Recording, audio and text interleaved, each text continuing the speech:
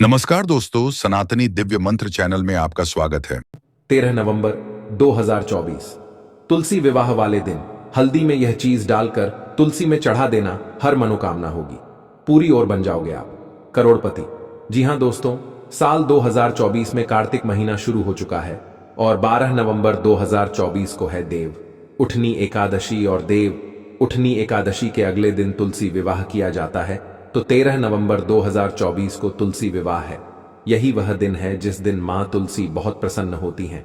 श्री हरि विष्णु अपने भक्तों की सारी मनोकामना को पूरा करते हैं। और ऐसा समझ लीजिए कि हल्दी में एक चीज डालकर अगर आप तुलसी के पौधे पर इस दिन चढ़ा देते हैं तो आपकी समस्त मनोकामनाएं बहुत जल्दी पूरी भी होती हैं और धन में आपके बहुत तेजी से वृद्धि होती है। तो देखिए, कार्तिक का महीना जो मां तुलसी को समर्पित है, श्री हरि विष्णु को समर्पित है, मां लक्ष्मी को समर्पित है। देखिए, कार्तिक का ही महीना है जब श्री हरि विष्णु योग निद्रा से जागते हैं। कार्तिक का ही महीना है जिसमें हम दीपावली पर मां लक्ष्मी का पूजन करते हैं। कार्तिक के महीने में ही देव दिवाली पर हम समस्त देवी देवता का ध्यान करते हैं, क्योंकि इस दिन समस्त देवी देवता धरती पर दीपावली मनाने आते हैं। ऐसे में तुलसी विवाह जिस दिन होता है, वह दिन कार्तिक के महीने का सबसे बड़ा दिन हो जाता है, क्योंकि इस दिन तुलसी विवाह किया जाता है। मां तुलसी से आपको वरदान मिलता है, श्री हरि विष्णु की कृपा मिलती है। विशेषकर जो लोग धन को लेकर परेशान हैं, जिनके पास पैसे की कमी हमेशा बनी रहती है। बहुत सारे लोग होते हैं जो मेहनत करने के बाद भी जीवन में आगे नहीं जा पाते हैं। बहुत कोशिश करते हैं पैसा कमाने की, अपने धन में वृद्धि करने की, लेकिन फिर भी नहीं कर पाते हैं और हमेशा जीवन में पीछे रहते हैं। या तो उनका भाग्य साथ नहीं देता है, या फिर उनके घर में धन आने के रास्ते बंद हो चुके होते हैं। अब देखिए, अगर आपके घर में धन आने के रास्ते बंद हो गए हैं, तब भी यह उपाय काम करने वाला है।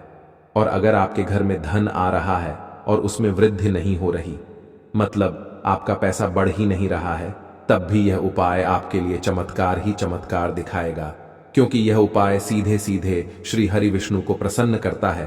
क्योंकि जब भी आप मां तुलसी से जुड़े उपाय करेंगे, ना तो श्री हरि विष्णु प्रसन्न हो जाएंगे, और जब भी आप श्री हरि विष्णु को प्रसन्न करने के लिए उपाय करते हैं, तो सीधे सीधे आप मां लक्ष्मी को प्रसन्न करते हैं, मां तुलसी को प्रसन्न करते हैं। तो ऐसे में जब आप हल्दी वाला यह उपाय करेंगे, तो ऐसा समझ लीजिए, कुंडली में गुरु तो मजबूत होगा ही, जो आपको अधिक से अधिक धन देता है, ऐसी लाइफ देता है जो आप सोच भी नहीं सकते हैं ना, क्योंकि हर चीज मिलती है जब आप अपनी कुंडली में गुरु को मजबूत कर लेते हैं। क्योंकि उस व्यक्ति के पास अपार पैसा आता है, अपार धन आता है, इतना धन कि वह खुद भी अंदाजा नहीं लगा पाता है। ठीक है ना? क्योंकि एक बार अगर आप अपनी कुंडली में गुरु को मजबूत कर लेते हैं, तो धन हानि कभी आपके घर में होती नहीं है। और कार्तिक के महीने में तुलसी विवाह जिस दिन है, उस दिन इस उपाय को करके देखिए और फिर इस उपाय के चमत्कार देखिए जो हम आपको बताने वाले हैं। तो देखिए, सबसे पहले तो कार्तिक का जो महीना है ना, ये पूरा महीना, इसका एक एक दिन बहुत लाभकारी है। क्योंकि पूरा महीना जो है, ये श्री हरि विष्णु मां तुलसी मां लक्ष्मी को समर्पित है। साथ ही साथ कार्तिक का महीना है जिसमें बहुत जल्दी आप अपने भाग्य को चमका सकते हैं, अपने भाग्य को उदय कर सकते हैं। सौभाग्य की प्राप्ति आपको होती है अगर आप कार्तिक के महीने में कोई भी उपाय करते हैं। विशेषकर अगर तुलसी मैया के उपाय कर लेते हैं, तब तो ऐसा समझ लीजिए कि पीढ़ी दर पीढ़ी धन बढ़ता है। तो बात कर लेते हैं, कौन सी वह चीज है जो हल्दी में डालकर आपको इस दिन तुलसी के पौधे में चढ़ा है और यह एक उपाय आपके भाग्य को रातों रात चमकाए। सबसे पहले आपको पिसी हुई थोड़ी सी हल्दी लेनी है, 3 से 4 चुटकी। ठीक है ना? ज्यादा हल्दी नहीं लेंगे, थोड़ी सी हल्दी लेंगे। इसी के साथ आपको लेना है गाय का कच्चा दूध। अब बहुत सारे लोग हैं जो कहेंगे गाय का कच्चा दूध नहीं मिल सकता। देखिए, जिन्हें गाय का कच्चा दूध नहीं मिलेगा, वो लोग क्या करेंगे? वो लोग इस दिन जल ले लेंगे, है ना, और जल में हल्दी डालेंगे। जिन लोगों को गाय का कच्चा दूध मिल जाता है, वो गाय का कच्चा दूध लेंगे और उसमें 2 से 3 चुटकी हल्दी आपको डालना है। हल्दी डालकर थोड़ी सी इसके अंदर आपको बहुत जरा सी मिश्री या चीनी के दाने डालने हैं। ठीक है? अब ये जो आपने जल तैयार करा है, ये आपको तुलसी जी के पौधे में चढ़ाना है।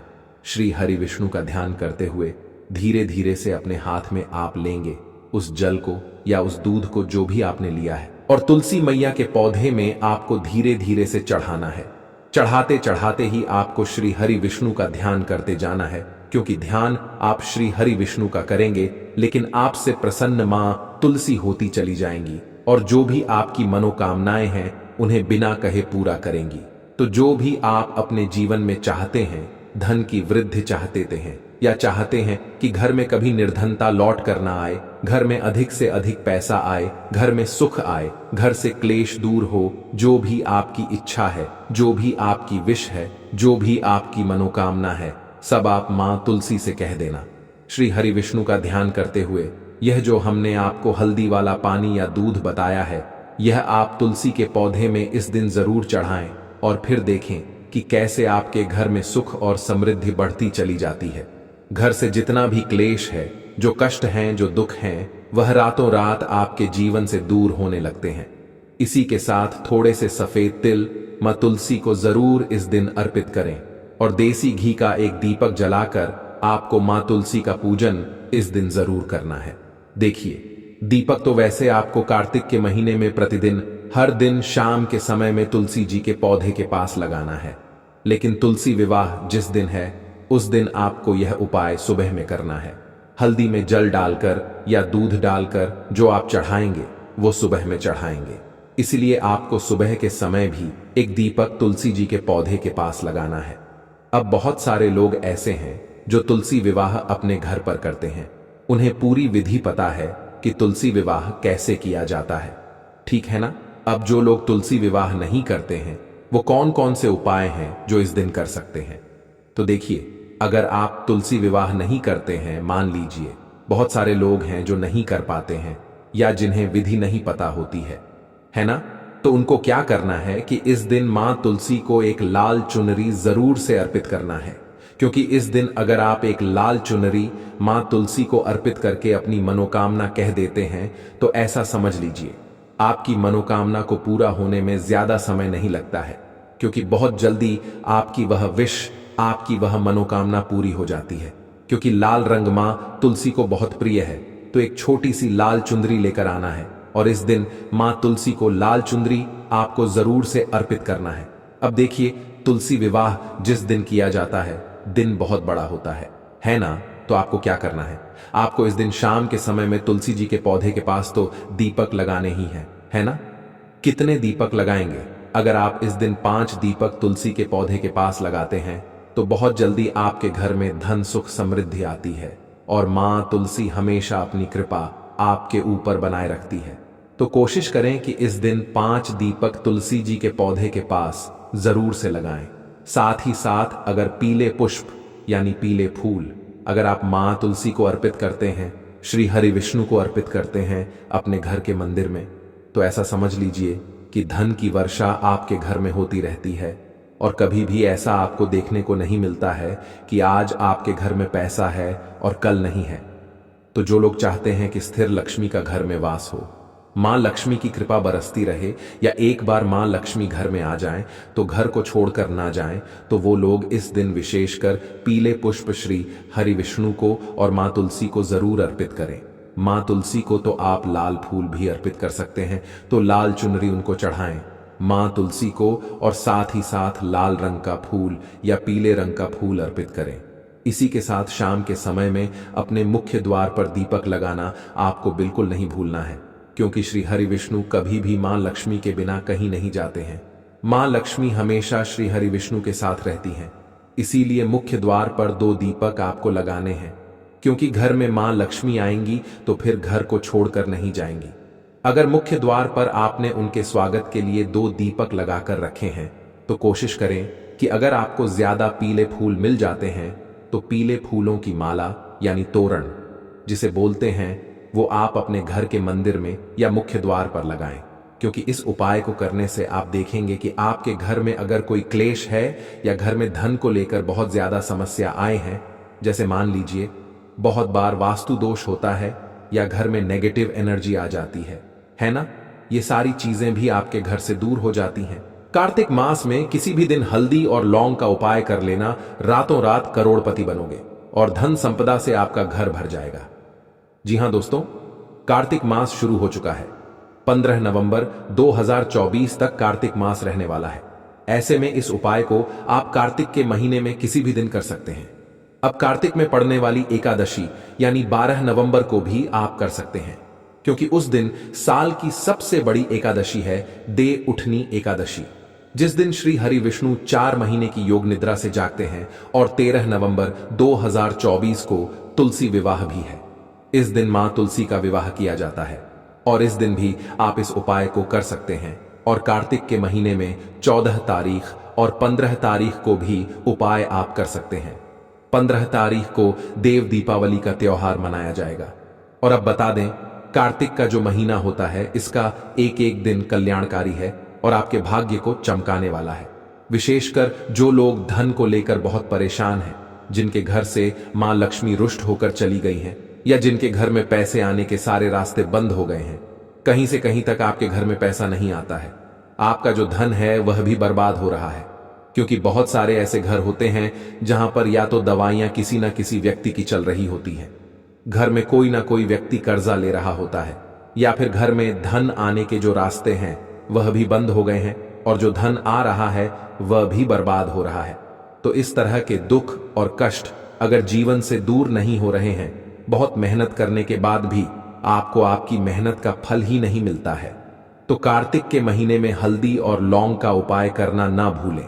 तो कार्तिक के महीने की महिमा कुछ ऐसी है कि इस महीने में अगर आप मां तुलसी से, श्री हरि विष्णु से कुछ भी मांग लेते हैं, सच्ची श्रद्धा से उनसे प्रार्थना कर लेते हैं, तो आपकी वर्षों से अटकी हुई मनोकामना भी कुछ समय में ही पूरी हो जाती है।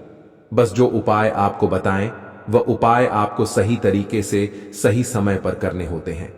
जिस तरह से उपाय बताया जाए उसी तरह से अगर आप उपाय को समझकर कर लेते हैं तो भाग्य को चमकने में भी देर नहीं लगती है। देखिए, कार्तिक के महीने में मां लक्ष्मी धरती पर भ्रमण करती हैं और अपने भक्तों की मनोकामना को पूरा करती हैं।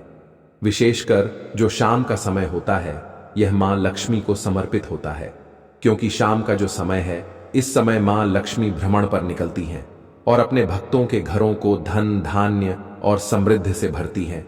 तो हमेशा धन की वर्षा घर में होगी, मां लक्ष्मी की कृपा मिलती रहेगी। अगर आप हल्दी और लौंग का यह उपाय कार्तिक के महीने में करेंगे तो कार्तिक के महीने में किसी भी दिन आप इस उपाय को कर सकते हैं। तो बात कर लेते हैं कि उपाय को करने के लिए कौन कौन सी चीजें हैं जो आपको लेनी है। देखिए, सबसे पहले तो आपको एक चुटकी हल्दी लेनी है, एक दीपक लेना है। दीपक आप मिट्टी का भी ले सकते हैं, आटे का भी ले सकते हैं। आपको दीपक तैयार करना है, शुद्ध देसी घी से रुई की गोल बाती लगानी है और इस दीपक के अंदर आपको एक चुटकी पिसी हुई हल्दी डालनी है। इसी के साथ आपको क्या करना है कि 2 साबुत फूल वाली लौंग लेनी है और एक लेना है कपूर का टुकड़ा।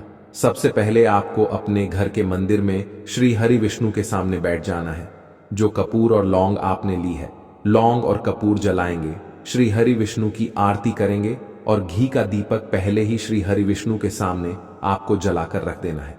मतलब कपूर और लौंग को जलाने से पहले ही सबसे पहले आपको दीपक जलाना है। देखिए, दीपक जो होता है, जो दीपक हमने आपको बताया है हल्दी वाला, जब आप इस दीपक को जलाते हैं और इसके बाद आप लौंग और कपूर से श्री हरि विष्णु की आरती करते हैं, उनका ध्यान करते हैं, मां लक्ष्मी का ध्यान करते हैं, तो आपके घर में धन कैसे नहीं आएगा? क्योंकि यहां पर आपने हल्दी ले ली जो कि आपके घर में बहुत तेजी से धन को बढ़ाने का काम करती है। हल्दी आपके गुरु ग्रह को मजबूत करती है। हल्दी श्री हरि विष्णु से जुड़ी है, तो सीधे सीधे श्री हरि विष्णु इससे प्रसन्न हो जाते हैं और आपकी सारी मनोकामना को पूरा कर देते हैं। आपने यहां पर लौंग भी ले ली, लौंग का जोड़ा यानी 2 लौंग आपने ले ली जो कि शिव और शक्ति का स्वरूप है। साथ ही साथ आपने यहां कपूर ले लिया जो आपके घर में बहुत ज्यादा पॉजिटिव एनर्जी, सकारात्मक ऊर्जा को बढ़ाता है। और जब आप ये उपाय कार्तिक के महीने में करते हैं जो कि मां लक्ष्मी, श्री हरि विष्णु, मां तुलसी को समर्पित है, तो ऐसा समझ लीजिए भाग्य चमक कर ही रहता है। बस पूर्ण निष्ठा और सच्ची श्रद्धा से आपको उपाय करना होता है। तो किस समय आपको यह उपाय करना है? इस उपाय को आप सुबह में भी कर सकते हैं और शाम के समय में अगर आप पूजा करते हैं उस समय भी इस उपाय को आप कर सकते हैं। घर के मंदिर में बैठकर यह उपाय करना है। इस उपाय को करते समय अगर आपके पास पीले वस्त्र हो तो पीले रंग के वस्त्र जरूर पहन लें, क्योंकि पीला रंग श्री हरि विष्णु को बहुत प्रिय होता है। साथ ही साथ पीले रंग के पुष्प कार्तिक के महीने में अगर आप श्री हरि विष्णु को अर्पित करते हैं, श्री हरि विष्णु को पीले फूल चढ़ाते हैं, तो ऐसा समझ लीजिए आपके जीवन के दुखों को और कष्टों को दूर करने स्वयं श्री हरि विष्णु आते हैं। तो कोशिश करें कार्तिक के महीने में आप इस उपाय को जरूर से करें। हमने जो विशेष दिन है कार्तिक के महीने में वह आपको बता दिए हैं, जैसे कि 12 तारीख को एकादशी है, जो कि साल की सबसे बड़ी एकादशी है, क्योंकि श्री हरि विष्णु योगने से जागते हैं। दूसरी चीज, दूसरे दिन तुलसी विवाह है, जो कि बहुत बड़ा दिन होता है कार्तिक के महीने का, क्योंकि श्री हरि विष्णु जाग जाते हैं एकादशी वाले दिन, और उसके अगले दिन हम तुलसी विवाह करते हैं। इसके अलावा आप सभी जानते हैं कि 15 तारीख को देव दीपावली का त्योहार मनाया जाएगा। कार्तिक का आखिरी दिन भी है, तो इस दिन भी आप इस उपाय को कर सकते हैं। जरूर से इस उपाय को करिए और देखिए कि धन में कैसे वृद्धि होती है और 7 पीढ़ियां भी कैसे प्रसन्न रहती हैं। तो आपने बहुत बार बहुत सारे लोगों को देखा होगा कि वह लोग जब एक बार धनवान बन जाते हैं, उनके घर में जब एक बार धन आता है, फिर वह धन कभी कम नहीं होता। स्थिर लक्ष्मी का उनके घर में वास हो जाता है, क्योंकि यह वही लोग होते हैं जो मां लक्ष्मी को प्रसन्न कर लेते हैं। श्री हरि विष्णु के साथ देखिए धन की देवी मां लक्ष्मी जो है ना, ये बहुत चंचला है, किसी एक जगह पर नहीं ठहरती हैं। लेकिन जब भी आप श्री हरि विष्णु को जोड़कर कोई भी उपाय करते हैं ना, फिर मां लक्ष्मी कभी आपके घर को छोड़कर नहीं जाती हैं। और जो उपाय हमने आपको बताया है, ये श्री हरि विष्णु मां लक्ष्मी और मां तुलसी को भी प्रसन्न करता है। तो जरूर से कार्तिक के महीने में यह उपाय करें। साथ ही साथ तुलसी जी के पौधे के पास दीपक तो आपको जरूर ही लगाना है, क्योंकि बिना तुलसी मैया के श्री हरि विष्णु भी अधूरे हैं और उनका भोग भी अधूरा है। तो आपके घर में अगर तुलसी का पौधा है, लगभग सभी के घर में होता है, जितने भी हिंदू सनातनी हैं, तो आपके घर में अगर तुलसी का पौधा है तो वहां दीपक लगाएं, जरूर से लगाएं। शम के समय में अगर तुलसी जी का पौधा आपके घर में नहीं है, तो कार्तिक के महीने में तुलसी जी का एक पौधा जरूर लेकर आए। चाहे रामा तुलसी लेकर आए या श्यामा तुलसी लेकर आए, एक तुलसी का पौधा आपको लाना है। पौधा लाकर उसका पूजन करना है। मां तुलसी को लाल रंग की चुनरी जरूर चढ़ाएं और फिर उनका पूजन करें। तो कार्तिक के महीने में जो लोग अपने घर में तुलसी मैया को लाते हैं, उनसे श्री हरि विष्णु प्रसन्न भी होते हैं और इतना प्रसन्न हो जाते हैं कि उनकी सारी मनोकामना को पूरा कर देते हैं। तो कार्तिक का महीना बहुत विशेष है, बहुत लाभकारी है। विशेषकर धन संपदा को बढ़ाने के लिए, मां लक्ष्मी की कृपा प्राप्त करने के लिए, तो तुलसी जी का पौधा जरूर लाएं। और जो उपाय हमने आपको हल्दी लौंग वाला बताया है, बहुत ही सरल उपाय है, लेकिन बहुत कल्याणकारी, बहुत लाभकारी उपाय है। तो कार्तिक के महीने में इस उपाय को करना बिल्कुल ना भूलें। साथ ही साथ कार्तिक का जो एक एक दिन है ना, ये आपके जीवन में चमत्कार आपको दिखाएगा। बस आपको क्या करना है, कार्तिक के पूरे महीने में, मतलब जितने भी दिन बचे हैं कार्तिक के महीने के, आप कोशिश करें कि इसमें दीपदान जरूर करें। तो जितने दिन आप कार्तिक के महीने में दीपदान करते हैं, दीपक जलाते हैं, उतने सालों आपको श्री हरि विष्णु के धाम में स्थान मिलता है। आप समझ सकते हैं ना कि कार्तिक के महीने में दीपदान का कितना महत्व है। तो दीपदान करना कहाँ है? आप अपने घर में तुलसी जी के पौधे के पास दीपदान कर सकते हैं। जिन लोगों के घर के पास पवित्र नदियां हैं, वहां आप दीपदान कर सकते हैं। पेड़ के नीचे पीपल का पेड़ है, वहां पर जाकर आप दीपदान कर सकते हैं, वहां दीपक जलाएं। और आप अपने घर के मंदिर में भी दीपदान कर सकते हैं। मतलब श्री हरि विष्णु के सामने कार्तिक के महीने में एक दीपक आपको जरूर जलाना है। लड्डू गोपाल के सामने भी आप एक दीपक अपने घर के मंदिर में जला सकते हैं। भक्तों, घर के मंदिर में जो एक लोटा जल रखा जाता है, उसका क्या करें? घर के मंदिर का लोटा कैसा हो? पीतल का हो, तांबे का हो। और घर के मंदिर में जो एक लोटा जल रखा होता है, उस जल का हम क्या करें? कुछ लोग करते हैं गलती और बाद में पछताते हैं। ऐसी गलती आप कभी मत करना, नहीं तो कंगाल हो जाओगे, बर्बाद हो जाओगे। घर के मंदिर में एक लोटा जल ऐसे कभी मत रखना। साथ ही जानिए दीपक घर में कौन से पदार्थ का रखना चाहिए? तांबे का, लोहे का, पीतल का कांच, या फिर स्टील का कांच का, या फिर माटी का। कुछ लोग घर में रखते हैं। गलत दीपक और घर हो जाता है बर्बाद। इस पदार्थ का दीपक तो हम भी नहीं रखते। और जानिए, दीपक की लौ कच्चे कलावे से बनाए या रोई से या फिर सूती हाथ में बांधने वाले कलावे से कुछ लोग करते हैं, भयंकर गलती लग जाता है। पितृदोष, शनि दोष, काल सर्प दोष, मंगल दोष, भयंकर से भयंकर गरीबी का दोष भी लग जाता है। भक्तों, कुछ लोग यहां पर ऐसे भी होंगे जो इस वीडियो को बीच में ही छोड़ देंगे।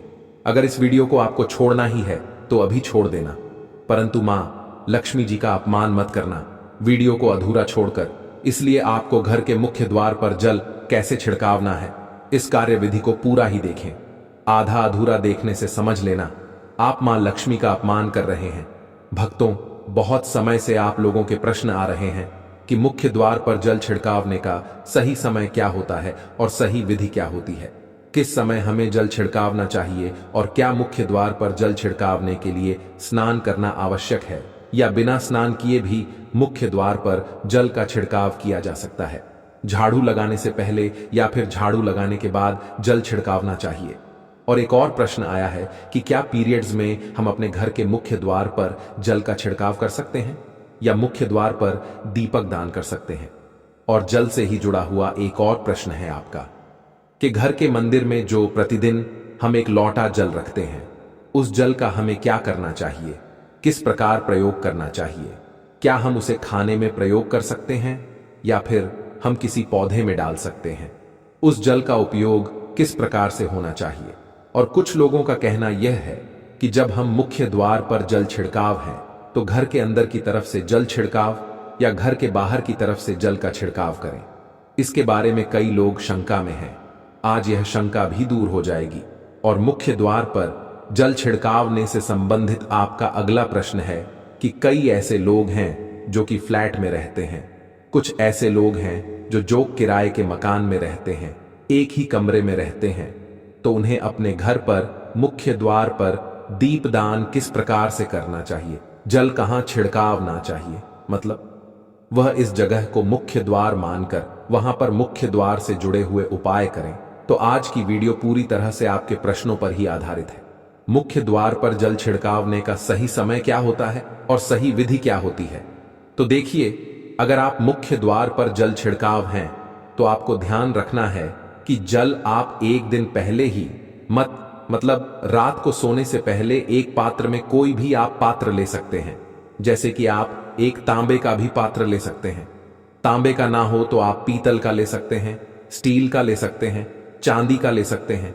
जो भी पात्र आपके पास उपलब्ध हो, एक लोटे में थोड़ा सा गंगा जल डाल दीजिए और उसके ऊपर शुद्ध जल भर दीजिए। और हां, गंगा जल ना हो तो भी परेशान होने की आवश्यकता नहीं है। सिर्फ शुद्ध जल से भी आप पात्र को भर सकते हैं और उस जल से भरे पात्र को अपने घर की रसोई में रख दीजिए। अब जैसे कि आप अगले दिन सुबह उठकर इस जल का छिड़काव अपने घर के मुख द्वार पर करेंगे। अब बहुत से भक्तों के प्रश्न आए हैं कि क्या हम स्नान से पहले यह जल छिड़काव सकते हैं या फिर स्नान करना आवश्यक है। देखिए, मुख्य द्वार पर जो सुबह सबसे पहले जल छिड़काव जाता है, जैसे कि जो रसोई में रखा हुआ जल होता है, यह एक तरीके से उपाय के तौर पर किया जाता है। भक्तों, घर में किसी भी प्रकार की परेशानी हो, किसी भी प्रकार के दुख दर्द रहता हो, गरीबी हो या फिर कलह क्लेश बहुत अधिक रहता है, मतलब किसी भी प्रकार की नकारात्मक ऊर्जा से आप परेशान हैं, बहुत समय से परेशानियों में ही गिरे हुए हैं, तो ऐसे में घर की रसोई में रखा जाता है और यही जल घर के मुख्य द्वार पर सुबह उठकर छिड़काव जाता है। इस जल के छिड़काव से आपके घर की कोई भी परेशानी हो बहुत शीघ्र समाप्त हो जाती है। इस उपाय को करने से आपके घर में सुख समृद्धि भी आती है, कला क्लेश से भी मुक्ति मिलती है, बीमारियों से भी मुक्ति मिलती है।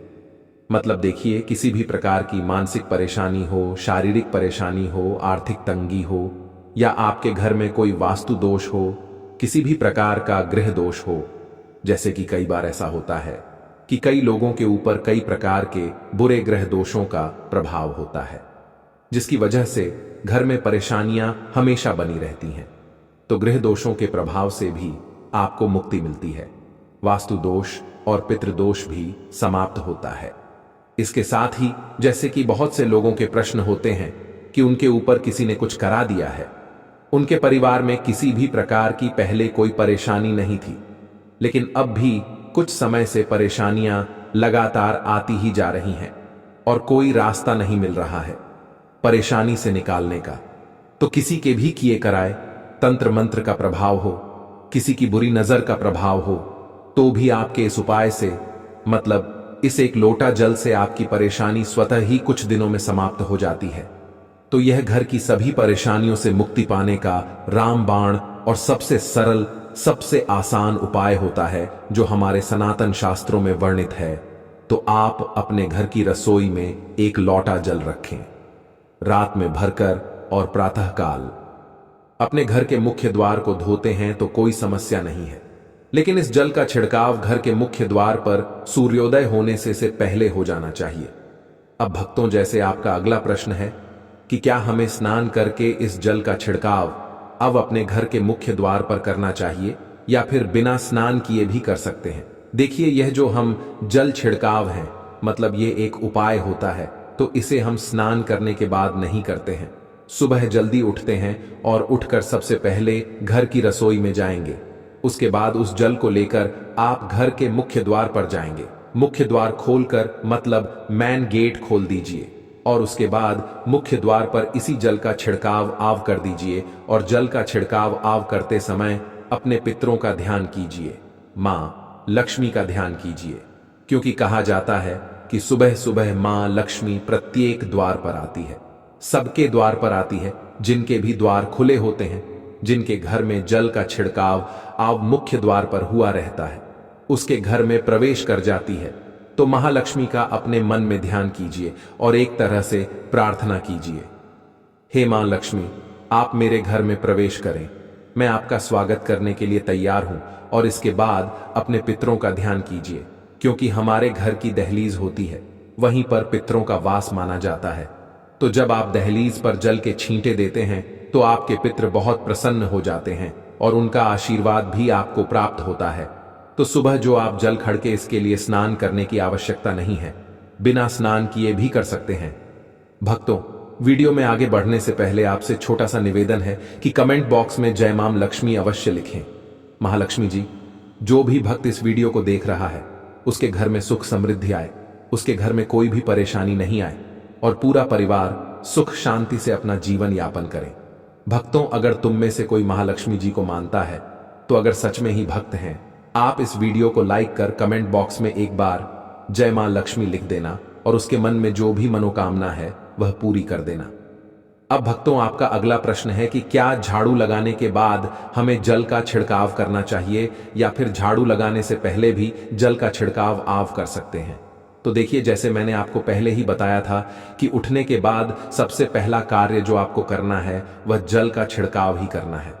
उसके बाद आप झाड़ू लगा सकते हैं, लेकिन एक चीज का ध्यान रखिए, जब हम सोकर उठते हैं तो सबसे पहले बिस्तर पर बैठे हुए ही अपने दोनों हथेलियों को जोड़कर और दोनों हथेलियों को सामने से जोड़कर पूरी हथेली को देखा जाता है। उसमें मां लक्ष्मी का ध्यान किया जाता है। उसके साथ ही 5 देवताओं का ध्यान किया जाता है। 5 देवता कौन कौन से होते हैं? मां दुर्गा, भगवान शिव, भगवान श्री हरि विष्णु, गणपति गजानन और भगवान सूर्य देवता। 5 देवताओं का ध्यान हम अपने हाथों में ही करते हैं, हथेलियों में ही करते हैं। कराग्रे वस्ते लक्ष्मी का मध्य, सरस्वती कर, मूलत ब्रह्मा प्रभाते कर, दर्शम भक्तों। इस मंत्र का उच्चारण आप चाहे तो कर सकते हैं, नहीं करते हैं तो भी कोई बात नहीं। अपने इष्ट देव देवता का और 5 देवताओं का ध्यान अपनी हथेलियों में कर लीजिए। उसके बाद दोनों हाथ जोड़कर सभी देवी देवताओं को प्रणाम किया जाता है और उसके बाद अपने हाथ से पृथ्वी का स्पर्श करते हैं, धरती को छूकर प्रणाम करते हैं 2 बार या 3 बार, और उसके बाद अपना दाहिना पांव पृथ्वी पर रखते हैं, भक्तों धरती पर रखते हैं। उसके बाद ही बाकी के जो सभी कार्य होंगे वह उसके बाद ही किए जाएंगे। जल का छिड़काव आप उसके बाद ही करेंगे। मतलब सुबह उठने के बाद सबसे पहले हथेलियों के दर्शन, फिर को प्रणाम कीजिए, फिर धरती पर पैर रखें और उसके बाद रसोई में जाकर आपको जल लेना है और घर का मुख्य द्वार खोलकर मुख्य द्वार पर जल का छिड़काव करना है, मां लक्ष्मी का और अपने पितरों का ध्यान करना है। उसके बाद आप अपने घर में आ जाएंगे और उसके बाद जो भी आपकी रूटीन वर्क होते हैं, मतलब झाड़ू लगाएंगे या फिर आप स्नान करेंगे, ये सभी कार्य उसके बाद किए जाएंगे। और अब जैसे कि कई लोगों के प्रश्न आते हैं कि जब हम जल का छिड़काव करते हैं, क्या उसी समय हम घर के मुख्य द्वार पर झाड़ू लगाकर और पानी डालकर क्या हम मुख्य द्वार की अच्छे से सफाई कर सकते हैं? जी हाँ, बिल्कुल कर सकते हैं। पहले आप जो रसोई में रखा हुआ जल है, उस जल का छिड़काव कर दीजिए। उसके बाद और भी पानी डालकर, मतलब अगर आपके पास जल और उपलब्ध है तो और जल लेकर और घर के मुख्य द्वार की अच्छी तरह से झाड़ू से या कैसे भी सफाई कर सकते हैं। और कई लोगों के प्रश्न आए हैं कि हम किसी फ्लैट में रहते हैं या फिर किसी ऐसे कमरे में रहते हैं, किराए के कमरे में, कि हमारे पास एक ही कमरा है, तो हम जल का छिड़काव या फिर दीपक दान कहां पर करें, किसे हम अपना मुख्य द्वार माने। देखिए, जो आपका अपना कमरा है या फिर जो फ्लैट है आपका, जहां पर आपका नेम प्लेट लगा हुआ है, आप उसी स्थान पर दीपक दान करेंगे और उसी स्थान पर आपको जल का छिड़काव करना है। मतलब जहां पर अगर एक ही कमरे का मकान है तो आपके कमरे का दरवाजा है, वहीं पर आपको थोड़ा सा जल छिड़काव है और वहीं पर आप दीपक दान भी करेंगे। जो कि मुख्य द्वार से जुड़े हुए उपाय होते हैं, वह आप अपने घर के, मतलब जो अपना कमरा है, उसके बिल्कुल दरवाजे के पास ही करेंगे।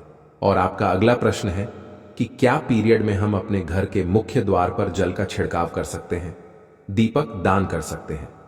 देखिए, जल का छिड़काव करने के लिए पीरियड हो या ना हो, उससे कोई फर्क नहीं पड़ता, जल का छिड़काव कर सकते हैं। रही बात दीपक दान की, तो दीपक दान देखी कार्मिक पूजा में आ जाता है और कार्मिक पूजा हम बिना शुद्ध हुए नहीं कर सकते हैं, मतलब पीरियड समाप्त होने के बाद ही आप कर सकते हैं। भक्तों, बाकी जल का छिड़काव आप कभी भी कर सकते हैं, पीरियड्स में भी कर सकते हैं, कोई समस्या नहीं है। और अब आपका प्रश्न है कि क्या घर के मंदिर में जो हम जल रखते हैं, क्या वह रखना जरूरी है, और अगर हम रखते हैं तो उस जल का क्या करें? देखिए, घर के मंदिर में जल रखना बहुत आवश्यक है।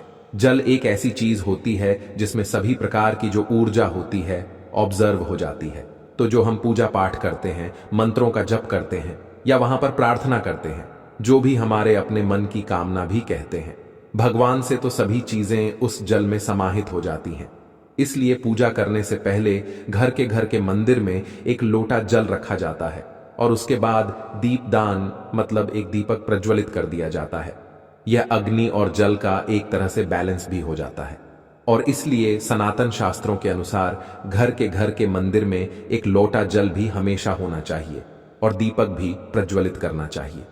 तो अब इस जल का करना क्या चाहिए?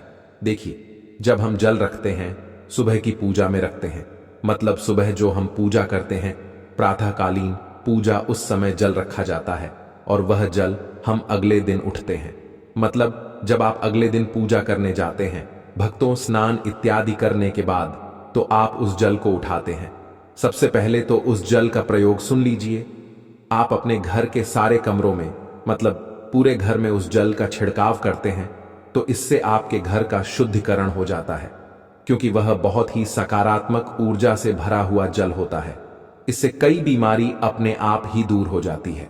उस जल का छिड़काव करने से किसी भी प्रकार की नकारात्मक ऊर्जा का प्रवेश आपके घर में नहीं होता, किसी भी प्रकार की परेशानी आपके घर में हो। अगर आप नियमित तौर पर उस जल का छिड़काव करें अपने घर में, तो निश्चित ही आप परेशानियों से मुक्ति पा जाते हैं, किसी के कर तंत्र मंत्र के प्रभाव से मुक्ति पा जाते हैं। दूसरा, इसका उपाय आप कर सकते हैं। जैसे कि घर में कोई बीमार है तो आप इस जल को उस व्यक्ति को पीने के लिए दे सकते हैं और यह जल इतना शक्तिशाली होता है कि इस जल को पीने से बड़ी बीमारियों से, मतलब लंबी बीमारियों से भी धीरे धीरे राहत मिलने लग जाती है। कई बार होता है ना कि आप लोगों के प्रश्न आते हैं कि दवाई तो हम कर रहे हैं, लेकिन दवाई हमें लगता ही नहीं है, दवाई का कोई प्रभाव ही देखने को नहीं मिलता। तो ऐसे में अगर दवाई के साथ साथ उस जल को पीने के लिए रोगी को दिया जाए, यानी दवाई इसी पानी से अगर खाई जाए, तो बहुत अच्छी दवाइयां काम करने लग जाती है। और जैसे कि परिवार में अगर बहुत अधिक कलह क्लेश रहता है, हमेशा आपस में सामंजस्य बनता ही नहीं है, आपस में हर बात पर मतभेद होता है, तो परिवार के सभी सदस्य इस जल में से अगर थोड़ा थोड़ा पीते हैं, तो धीरे धीरे विचारों में परिवर्तन आने लग जाता है, सकारात्मक विचार सभी के होने लग जाते हैं और आपस में समन्वय होने लग जाता है। घर से कलह क्लेश और भेद हमेशा के लिए समाप्त